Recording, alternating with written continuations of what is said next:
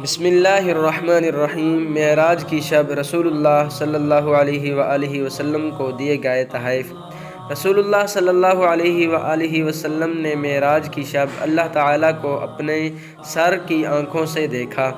اللہ تعالیٰ نے معراج کی شب اپنے محبوب صلی اللہ علیہ وآلہ وسلم سے بغیر واسطہ کے کلام فرمایا۔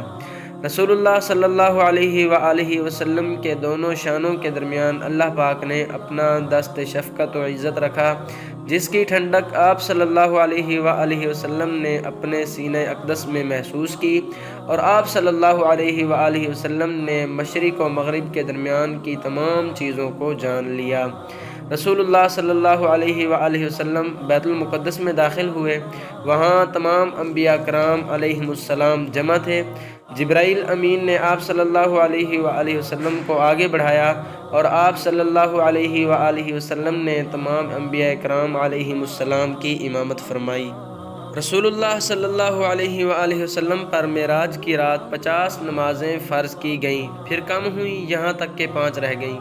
پھر پکار کر کہا گیا، اے محمد صلی اللہ علیہ وآلہ وسلم، جو ان 5 کو ادا کرے گا اس کو 50 نمازوں کے برابر ثواب ملے گا۔ سبحان اللہ۔